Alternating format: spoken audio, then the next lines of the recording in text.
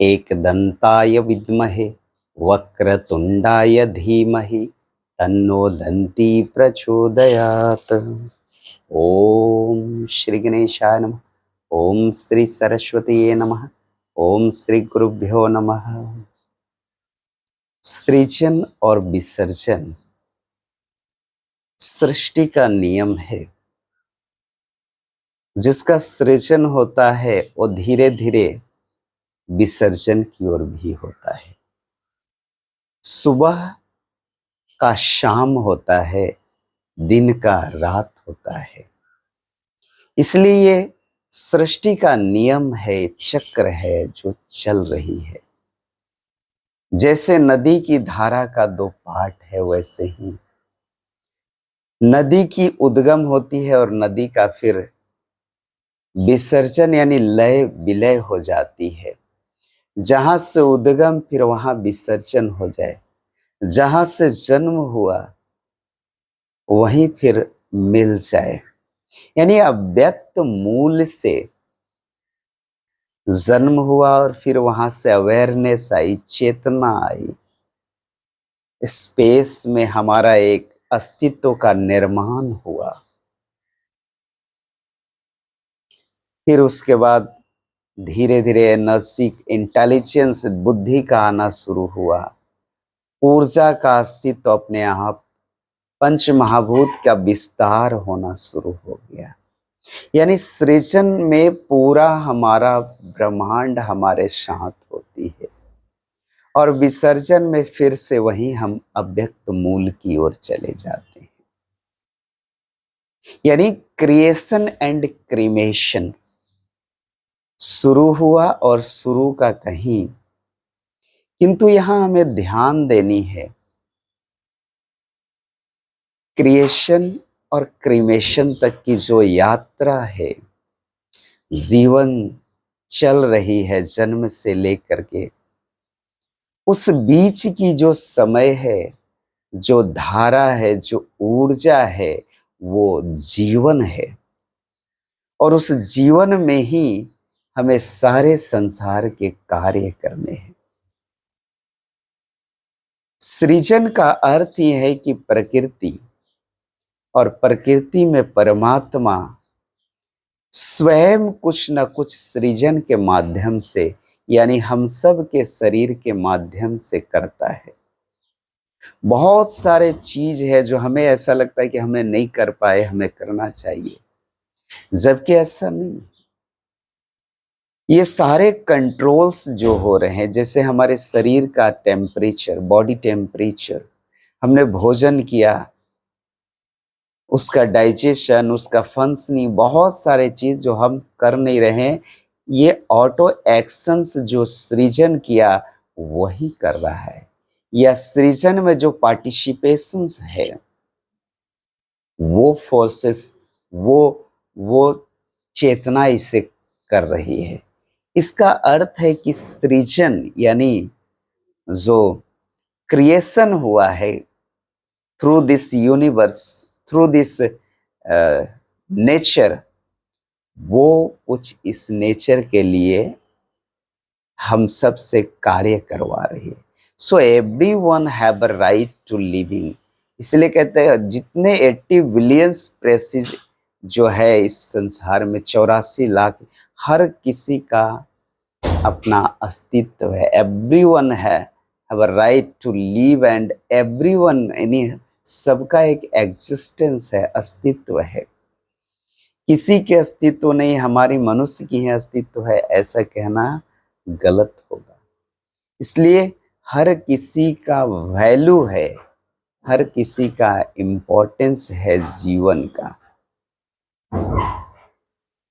और सृजन का जो ये प्रोसेस है और क्रिएशन का, ये भी एक इम्पोर्टेंट रोल है। इसमें भी हम डिवाइड करें, जैसे सुबह कुछ और वातावरण होती, दोपहर कुछ और होती, शाम को कुछ और होती, उसी तरह हमारा भी जीवन में सुबह होता है, यानी जन्म की जो पहली प्रहर है, कुछ और होता, दोपहर में हम युवा अवस्था में कुछ और होते, रिलेशन भी हमारा चेंज बदलते जाता है। फिर मैच्योर्ड लाइफ जो होता है उसमें को कुछ और रिलेशन, फिर ओल्ड एज में कुछ और रिलेशन, यानी धीरे धीरे वो बदलता जाता, धीरे धीरे इमोशन भी हमारी चेंज होती। जो चाइल्ड एज में बच्चे में था वो जवानी में नहीं, जो जवानी में है वो प्रौढ़ अवस्था में नहीं, और जो प्रौढ़ में है वो ओल्ड एज यानी बुढ़ापा में नहीं होती। इसलिए हर समय सृष्टि स्वयं जीता है अपना, हम सब के माध्यम से। प्रकृति यानी परमात्मा का शरीर, प्रकृति यानी परमात्मा हम सब के माध्यम से जी रहा है, रोल अपना कर रहा है। सो वी आर ऑल, कि हम सब एक नेचर का क्रिएशन है और नारायण स्वरूप है। फिलॉसफी ये है कि हम सब कोशिश करते हैं हाउ टू रियलाइज, इसे जानना और जागना। धीरे धीरे हम कोशिश करते हैं साधना के माध्यम से, फिलॉसफी के माध्यम से, कि रियलाइज करें इस परम सत्य को कि क्या हो रही है, क्यों हो रही है, किसके माध्यम से हो रही है। तो बहुत सारे धर्मों का जन्म हुआ यहाँ से, यानी धर्म का जन्म हुआ, कल्चर यानी संस्कृति का धर्म जन्म हुआ, और फिर उसके माध्यम से हमारा जीवन, सिविलाइजेशन, सभ्यताओं का उदय हुआ, संस्कृति का हुआ, और धर्म के माध्यम से हम उस इस जीवन के परम सत्य को जानने की कोशिश करते हैं और जागने की कोशिश करते हैं, क्योंकि हर किसी को जागने का राइट है। हर किसी में इनफाइनाइट एंड इटर्नल फोर्सेस जो है वो हर किसी में, हर किसी की चेतना में है। इसलिए उस चेतना को धीरे धीरे रियलाइज करना, फिर हमें पता लगता है कि क्रिएशन एंड क्रीमेशन दो जो पार्ट है, और बीच में जो जीवन रूपी धारा चल रही है जैसे नदी का चलता है, ये हमें रियलाइज होता है। और जो पेन्स एंड प्रॉब्लम्स आ रहे हैं लाइफ में, जो आज सबके जीवन में, तो उससे हम घबराएंगे नहीं, परेशान नहीं होंगे। Pains and problems is a part of life. जो दुख, दर्द, सुख, समस्याएं, वो सब जीवन का एक धारा का फोर्स है। वो हमें मोटिवेट करता है, वो हमें एक्सपीरियंस देता है। तो उससे हमें परेशानी नहीं, घबराना नहीं, और हम अपने पाथ पे, रास्ते पे धीरे धीरे चलते जाते हैं अपने लक्ष्य की ओर, अपने गोल को अचीव करने के लिए। जैसे नदी बहते बहते सागर की ओर चलती है, यदि हम बहे नहीं, नदी नहीं बहे, तो नदी का अस्तित्व खतरे में आ जाता है। उसी तरह हमारे जीवन में भी पॉजिटिविटी न हो तो हमारे जीवन में भी एक खतरे की घंटी बजने लगती है। इसलिए एवरीवन हैव राइट कि हम अपने आप को पॉजिटिव बना के रखें। इसीलिए तो कर्म योग का सिद्धांत है। कर्म योग के माध्यम से, ज्ञान योग के माध्यम से हम अपने जीवन रूपी धारा को कंटिन्यू मेंटेन करें, और एक दिन हम अपने लक्ष्य को रियलाइज कर लेंगे, लक्ष्य को प्राप्त कर लेंगे। जीवन को कहते हैं लक्ष्य, लक्ष्य है, किंतु एक लक्ष्य है कि हम उसे रियलाइज करें, अपने अस्तित्व को रियलाइज करें।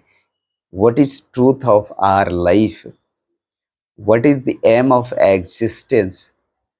अपने इस क्रिएशन और क्रीमेशन की जो बीच का समय है, ये हम सब के लिए बहुत ही इम्पोर्टेंट है। सृजन और विसर्जन का जो मध्य का समय है, ये हमारे लिए एक बहुत बड़ा अवसर है। This is one beautiful chance of life, कि हमें ये समय मिला है। इस समय का सदुपयोग कर हम अपने जीवन का पूरा पूरा उपयोग कर सकते हैं, जान सकते हैं। इसलिए जागे और जागने की कोशिश करें हम अपने जीवन में। जागना ही जीवन का परम सत्य है।